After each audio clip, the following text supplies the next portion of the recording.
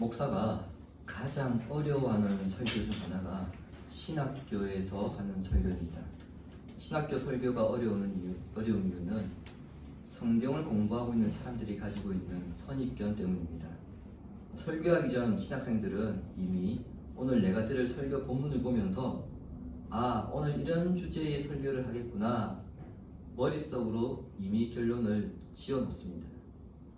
그리고 신학생들은 설교 실습 시간에 자신의 설교가 평가당하듯 그런 기준으로 지금 앞에 서 있는 설교자의 설교를 듣기 때문에 설교를 하는 사람의 입장에서는 여간 힘든 일이 아닙니다. 오히려 시골에 연세 많으신 분들은 설교의 신학적인 주제나 내용, 문법이나 어법을 따지지 않습니다. 전파되는 설교 그 자체의 은혜를 받기 때문에 설교자가 누구든 상관없습니다. 누가 가더라도 그곳에서는 명설교자가 됩니다. 반면 신학교에서는 아무리 이름난 설교자가 와서 설교를 한다 하더라도 은혜가 남기보다 그날 설교에서는 그 설교의 문제점만 남습니다. 그렇다면 우리는 하나의 결론에 도달하게 됩니다. 그것은 하나님의 말씀이 설교자를 통해 전파될 때 듣는 사람이 어떤 마음으로 듣느냐에 따라서 말씀의 역사가 달라진다는 점이죠. 신조어 가운데 답정너라는 말이 있습니다. 혹시 여러분 아시는 분 아실 겁니다. 답은 이미 정해져 있으니까 너는 그 답만 말하면 돼입니다. 답정너의 마음으로 말씀을 들으면 말씀을 아무리 많이 듣는다 하더라도 사람이 변화되기는커녕 신앙이 왜곡됩니다. 본문이 이 사실을 증거합니다. 바울 일행이 빌립보에서 성도들을 위로하고 이제 다음 여행지로 떠납니다. 1절에 주어가 우리가 아니라 그들이라고 기록함으로써 사도행전을 기록한 누가는 다음 일정에 동행하지 않음을 알 수 있습니다. 누가는 유대야 가정이 남아서 이제 새롭게 시작하는 이 빌립보 교회가 잘 성장하도록 당분간 돌보기 위해 남고 누가를 제외한 바울과 실라, 디모데만 빌립보를 떠났습니다. 지도에서 확인할 수 있듯이 그들은 암미볼리와 아볼라니아를 거쳐서 데살로니가에 이르게 됩니다. 제가 빌립보 설교를 할 때에 당시 마게도니아에서 빌립보가 가장 중요한 도시였다고 말씀드렸습니다만 데살로니가는 마게도니아의 수도라는 점에서 중요한 도시였습니다. 데살로니가에는 여러 민족들이 섞여 살고 있었고요. 데살로니가 자체가 로마로 연결되는 고속도로와 그리고 해상 무역로 사이에 위치하고 있었기 때문에 복음을 널리 퍼뜨릴 수 있는 좋은 위치에 있었습니다. 더군다나 데살로니가에는 유대인의 회당이 있었고요. 그 말은 유대인들이 최소한 10명 있었다는 얘기겠죠. 남자들이. 또 하나 유대인들이 데살로니가에서 막강한 세력을 형성하고 있었습니다. 이 말은 10명 정도가 아니라 유대인들이 굉장히 많았다는 사실을 우리가 알 수 있습니다. 그렇기 때문에 바울의 선교 여정에서 데살로니가는 결코 빠뜨릴 수 없는 지역이었습니다. 데살로니가에 도착한 바울은 자기의 관습대로, 관례대로, 즉 습관대로 전도합니다. 바울의 전도 습관이 뭐였습니까? 이제는 여러분 다 아시죠? 어느 지역을 가든 가장 먼저 회당을 찾아가는 겁니다. 데살로니가에서 마찬가지 회당을 찾았습니다. 그리고는 새 안식일 3주 동안에 이곳에서 말씀을 강론합니다. 2절에는 바울이 강론하였다고 번역함으로써 바울이 일방적으로 설교했다 우리가 그렇게 생각할 수 있습니다. 하지만 강론하다의 헬라어 단어는 토론하다, 논쟁하다의 의미가 있는데 조리정연하게 합리적으로 설득시켰다 그런 말입니다. 그러니까 지하철역, 대전역에서 일방적으로 예수천당 불신지옥을 외치는 그런 강압적인 전도 방식이 아니고 그런 설교나 그런 연설이 아니었음을 우리가 알 수 있습니다. 예수님이 어떤 분이시고 그분이 인류를 위해서 무슨 일을 하셨으며 그 예수님의 죽음이 오늘 이 시대를 사는 우리와 어떤 의미가 있는가 이것을 설명하면서 예수 믿으십시오 이렇게 해야지 전도를 하는 사람, 즉 그 복음을 받는 사람 입장에서 신앙의 동기부여가 됩니다. 그렇지 않고 일방적인 전도는 자칫 무책임한 전도가 되기 쉽습니다. 어떤 분들은 무조건 전도지 들고 나가서 나눠주면 된다 이렇게 말합니다만, 그것은 마치 바닷가에서 낚싯대 던져놓고 물고기가 바늘 물기를 기다리는 것과 똑같습니다. 전도 축제를 하는 교회들 가운데 전도 축제가 다가오면 작정한 VIP들, 우리 전도 대상자라 그러죠. 어떻게 그들에게 접근할 것인가, 그 접근 방법을 가르쳐주는 교회들도 있습니다. 그러나 본문은 우리가 믿는 기독교 신앙에 대해서 조리 있게 설명하도록 가르치는 것이 더 중요하다, 이것을 강조하고 있습니다. 자, 그렇다면 바울이 전하는 핵심 메시지가 무엇인가? 3절 보시기 바랍니다. 뜻을 풀어 그리스도가 해를 받고 죽은 자 가운데서 다시 살아나야 할 것을 증언하고 이르되 내가 너희에게 전하는 이 예수가 곧 그리스도라 하니, 예수님의 죽으심과 부활이 구약 성경의 성취라는 것입니다. 구약은 메시아가 누구인가, 메시아의 사명은 무엇인가, 이것에 대한 예언입니다. 바울은 3주 동안 이 부분을 증명하면서 그 메시아는 결국 십자가에서 죽으시고 부활하신 예수님이다, 이렇게 결론을 냅니다. 이러한 결론은 부활하신 예수님께서 궁극적으로 자신을 계시하기 위해서 제자들에게 나타나셔서 가르치신 내용과 동일합니다. 누가복음 24장 26절입니다. 그리스도가 이런 고난을 받고 자기 영광에 들어가야 할 것이 아니냐 하시고, 예수님은 엠마오로 가던 두 제자에게 나타나셨습니다. 그리고는 그들에게 그리스도의 고난과 영광의 필요성을 강조하여 말씀하셨습니다. 예수님과 동일하게 바울도 지금 그리스도의 고난과 영광의 필요성을 증명함으로써 예수님이 메시아이다, 예수님이 그리스도이다, 이것을 밝혔던 것입니다. 여기에는 이유가 있습니다. 유대인들은 전통적으로 그리스도의 왕적 영광만 믿어왔습니다. 그것만 강조했습니다. 영광의 메시아가 자신들에게 와서 자신들을 바벨론과 페르시아로부터, 그리고 헬라와 로마로부터 해방시켜 줄 것을 믿었습니다. 그 역할을 하는 사람이 메시아라고 믿었던 거죠. 따라서 유대인들은 메시아, 곧 그리스도가 고난을 받는다, 이것은 상상할 수도 없는 일이었고 그것을 결코 받아들일 수 없었습니다. 그러나 구약은 그리스도의 고난과 죽음에 대해서 강조합니다. 메시아는 반드시 고난을 받아야 되고 죽어야 된다. 즉 메시아가 고난과 죽음을 당하지 않는다면 그것은 메시아가 아니다, 이것을 구약에서 이미 예언하였습니다. 대표적인 말씀이 이사야 53장입니다.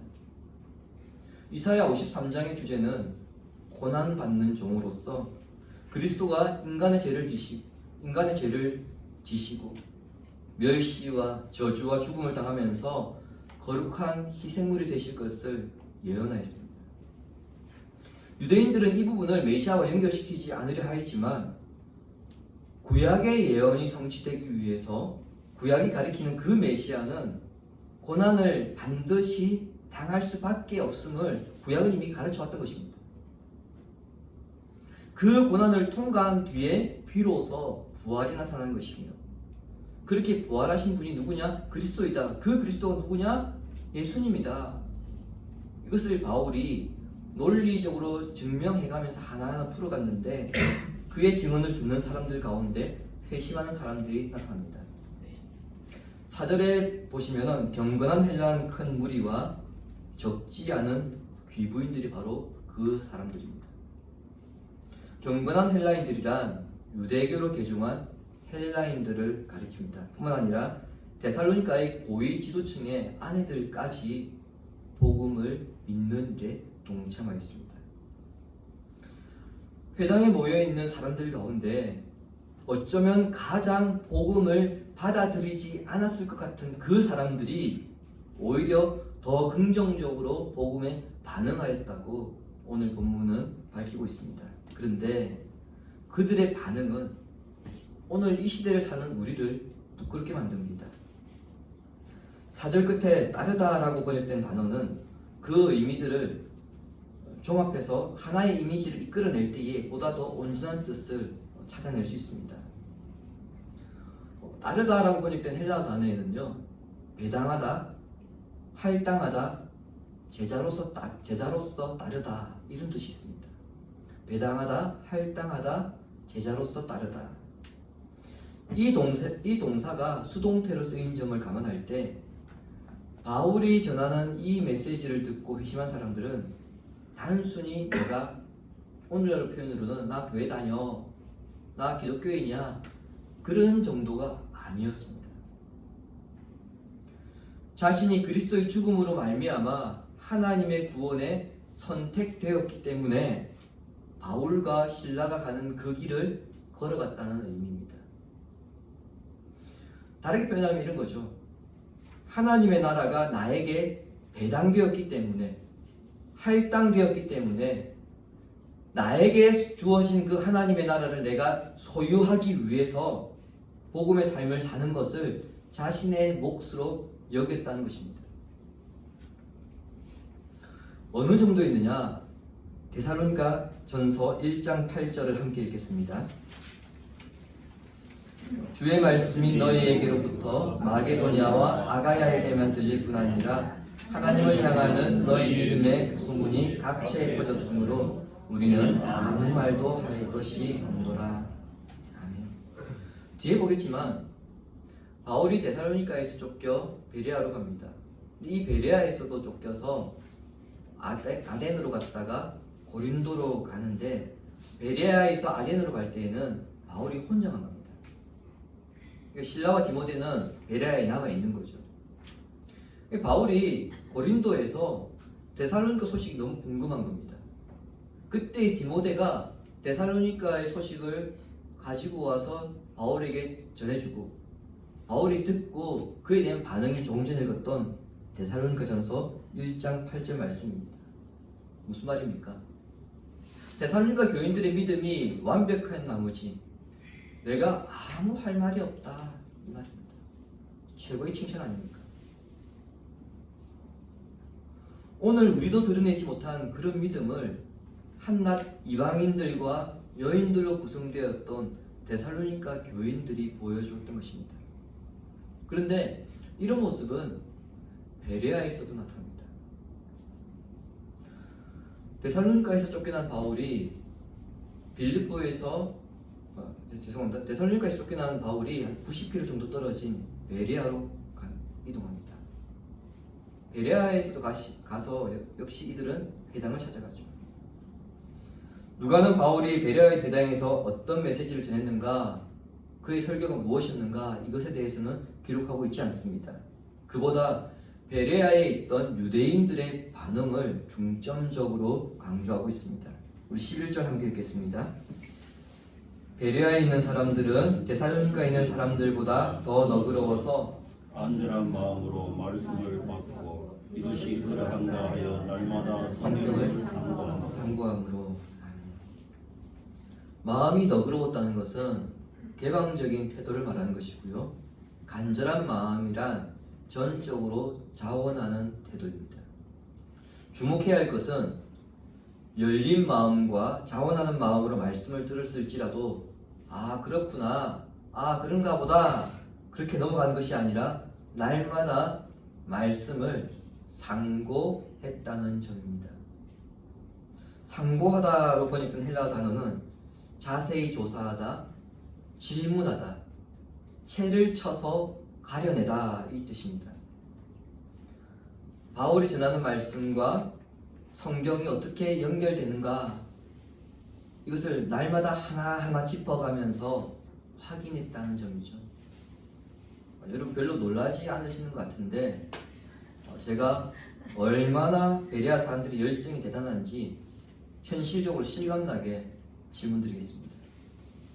혹시 지난주 제가 설교했던 말씀을 기억하십니까? 너무 멀리 갔나요?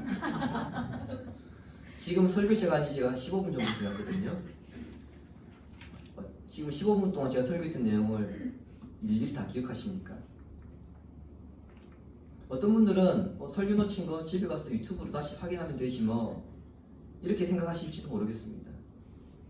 참고로 당시에는 설교를 녹음할 수 있는 장치가 전혀 없었습니다. 그 다음 질문. 지금까지 여러분들이 살아오시면서 수많은 설교를 들어오셨을 텐데 그 말씀이, 그 설교가 성경에서 벗어났는지 벗어나지 않았는지 여러분이 직접 성경을 찾아가면서 검증해 보신 적 있으십니까? 이건 설교가 기억나야 할 수 있는 일입니다. 마지막 질문. 설교의 내용이 성경의 내용과 일치하는 것을 확인했다면 그 말씀을 나에게 어떻게 적용할 것인가 고민해 보신 적 있으십니까? 기억하고 확인하고 적용하는 것. 이 세 가지가 삶에서 이루어질 때 설교 잘 들었다, 말씀 정말 잘 듣고 있다 이렇게 말할 수 있습니다. 그런데 이렇게 하는 성도가 과연 한국 교회 안에 얼마나 될까요? 설교를 들으면 그냥 듣고 넘어가서는 안 되고요. 설교가 과연 성경에 기반하고 있는가 여러분 반드시 확인하셔야 합니다. 그 이유는 오늘날 이 시대에 설교는 넘쳐납니다.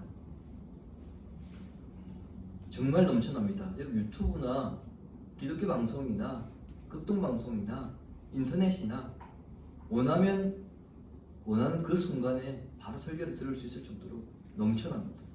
그런데 정작 설교가 아니라 개인 만담이나 인문학 강의, 목사를 추종하게 하는 그런 말들이 난무합니다. 그것이 오늘날 현 실정입니다. 이것이 설교인지 아니면 정치 강의인지 경제 강의인지 사회학 강의인지 구분이 안 될 정도의, 그걸 설교라고 하긴 그렇고 오히려 저는 강의라고 하는데, 연설이라고 하는데 그런 것들이 너무나 많습니다. 이미 오래전 아모스 선지자가 이것에 대해서 경고하였습니다. 아모스 8장 11절 보십시오. 주 여호와의 말씀이니라. 보라, 날이 이를지라 내가 기근을 땅에 보내리니 양식이 없어 주림이 아니요 물이 없어 가람이 아니요 여호와의 말씀을 듣지 못한 기갈이라. 아멘. 이스라엘 역사에 비춰볼 때 하나님은 선지자들을 통해서 계속 이스라엘에게 말씀해 오셨습니다. 하지만 이스라엘은 듣기 좋은 말만 하는 거짓 선지자들의 말만 들었습니다. 하나님의 말씀은 딱딱하고, 하나님의 말씀을 들어보니까 하나님은 언제나 자기들에게 불편한 이야기, 좋은 말은 하지 않는다, 이런 편견으로 가득 차 있었기 때문이죠. 그래서 거짓 선지자 말만 들었는데 이것이 북이스라엘이 그리고 남유다가 멸망한 이유입니다.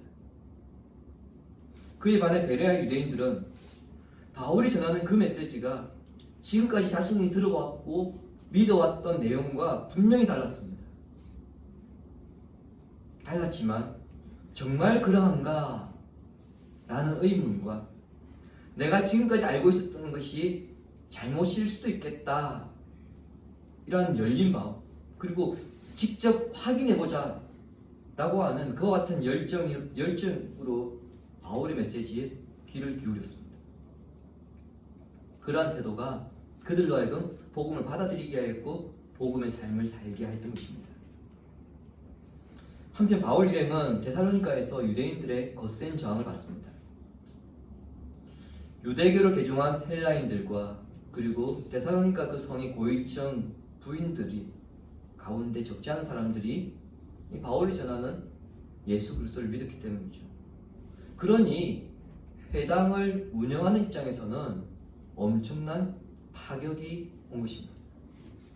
그래서 이 붕괴한 유대인들이 시장에서 떠도는 불량배들을 동원하여서 바울을 잡기 위해 데살로니가 온 성을 이잡듯이 수색합니다.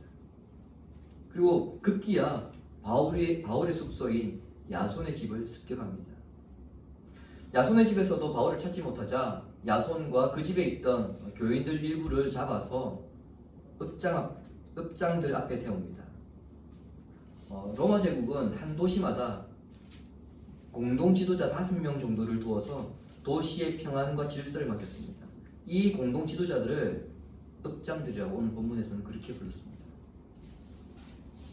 성난 유대인들이 업장들 앞에 야손과 교인들 몇 명을 데리고 와서는 그들과 그리고 바울 일행들, 비록 잡지 못했지만 바울 일행들까지 함께 그들의 죄를 고소합니다. 고소는 두 가지입니다.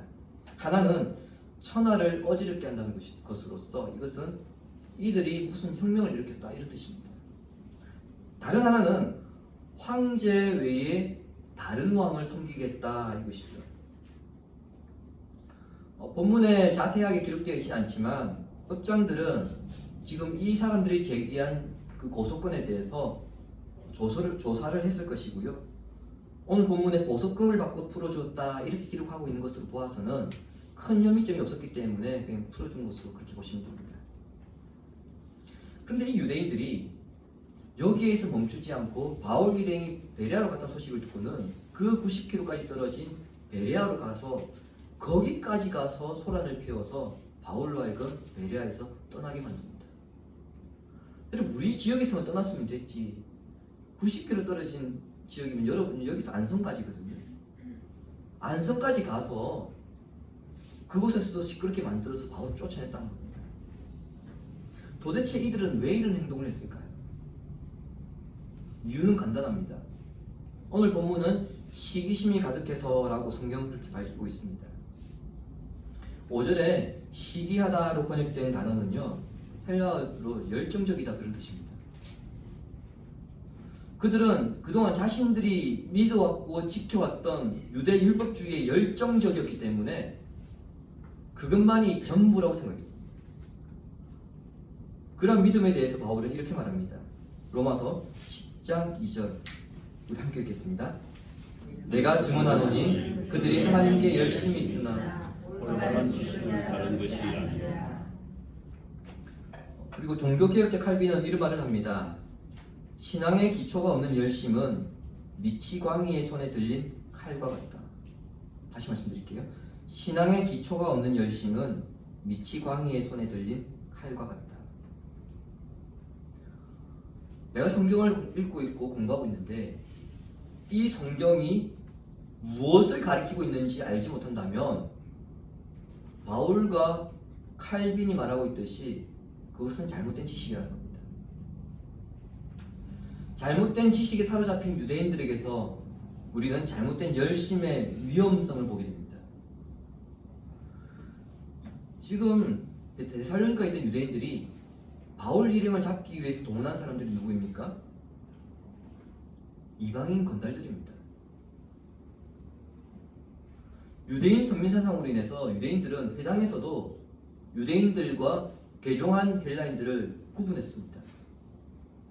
그런데 그런 사람들이 지금 같은 유대인 바울과 실라를 잡기 위해서 이방인들을 고용하고 있고 그들과 지금 함께 다니고 있는데 여러분 이 모습 자체가 아이러니죠. 그리고 그것도 부족해서 90km 떨어진 베레아까지 쫓아갔습니다. 잘못된 신앙, 잘못된 열심, 편협한 신앙이 이토록 무서운 것임을 우리는 본문에서 확인하게 됩니다. 주님이 사랑하신 성도 여러분, 2000년대 들어와서 한국교회에 어이없고 기가 차는 일들이 있었습니다. 실제 뉴스에 나왔던 기사들인데요. 집사가 목사를 칼로 찌르고 교회 안에서입니다. 목사는 자신을 반대하는 교인들을 막기 위해서 용력을 동원하였고 목사가 목사를 칼로 찌르고 목사가 가스총으로 총회에서 총회원들을 위협하는 일들이 있었습니다. 그런데 이렇게 기가 차는 행동을 해놓고서 그들의 입에서 공통적으로 나온 말은 무엇이냐? 교회의 거룩성을 지키기 위해서였답니다. 데살로니가의 잘못된 열심에 가득 찬 유대인들과 하는 행동과 똑같지 않습니까? 우리가 지켜왔던 이 믿음을 지키기 위해서 우리가 깡패를 동원할 수 있다 그렇게 말하는 것이나 교회의 거룩성을 지키기 위해서 깡패를 동원하고 가스총을 들고 칼로 사람을 찌르는 것이나 뭐가 다를까요? 따라서 나의 신앙이 무조건 옳다고 생각하는 것은 대단히 위험한 것이기 때문에 우리는 항상 두 가지를 병행해야 합니다. 하나는 성경을 읽고 묵상하며 설교를 들으면서 나의 신앙에 고착된 선입견이 있지 않았는지 늘 점검해야 합니다. 다른 하나는 내가 접하고 있는 말씀이나 설교가 과연 성경에 합당한 것인가, 그 말씀과 그 설교가 성경에 벗어나지 않았는가 반드시 점검해야 합니다. 그렇게 함으로써 건전한 신앙관을 통해 균형 잡힌 신앙을 갖추도록 해야 합니다. 제가 입원하면서 제게 설교거리를 주시기 위해서 하나님께서 그런 통화를 하게 하시는지 모르겠는데 이번 주 중에 들었던 이야기입니다. 우리 교단에 어떤 목사님이 설교 시간에 자신은 예수님을 대신하여 왔다 이렇게 말했는데, 그렇게 말하고 난 다음에 그 교회에 어떤 일이 있었을까요? 놀라지 마십시오. 아무 일도 없었습니다. 여러분, 여기에 두 가지 문제점이 있습니다. 혹시 두 가지 문제점 찾으셨습니까? 하나는 목사 본인이 성경에서 가르치는 목사라고 하는 직분이 무엇인가에 대해서 모르고 있다는 점이고요. 다른 하나는 성경에서 벗어나는 설교를 하고 있음에도 불구하고 성도들이 그것을 느끼지 못하고 있다는 점입니다. 목사를 치는 것은 주의 종을 치는 것이기 때문에 하나님께서 치시도록 내버려 둬야 된다, 그렇게 믿은 것인데, 여러분, 이런 믿음은 교회론에 부족해서 일어난 현상입니다. 로마서와 고린도전서, 에베소서에서 가르치는 교회의 직분과 은사에 따르면 장로든 목사든 집사든 권사든 직분자는 교회의 지체된 일부입니다. 목사라고 해서 몸이고 다른 직분자들은 손가락 발가락이냐? 그렇지 않습니다. 목사, 장로, 집사, 권사 모두가 성도이고 지체입니다. 모든 성도는 주님의 몸된 교회를 거룩하게 세워감으로써 머리 되시는 예수 그리스도의 영광을 드러내는 데 힘써야 합니다. 이것이 교회론입니다.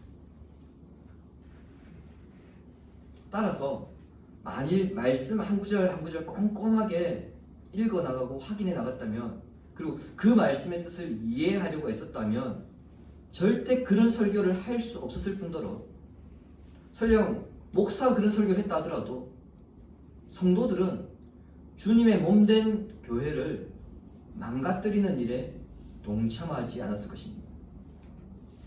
그러므로 제가 조금 전에 고면했던 이 두 가지를 꼭 기억하시기 바랍니다. 자신의 삶이나 특히 신앙에 있어서 어떤 선입견이 있지 않았는지 점검하는 것과 내가 접하는 말씀들이 과연 성경에 합당한가, 성경에 근거하고 있는가, 이것을 점검해야 합니다. 이렇게 신앙과 삶의 균형을 잡아감으로써 데살로니가와 베레아의 그 변화된 성도들처럼 하나님의 은혜를 날마다 새롭게 경험하여 많은 사람들이 본받고 싶어하는 믿음의 성도, 하나님의 아름다운 교회를 이루어가는 성도들이 되기를 성부와 성자와 성령의 이름으로 축원합니다. 아멘.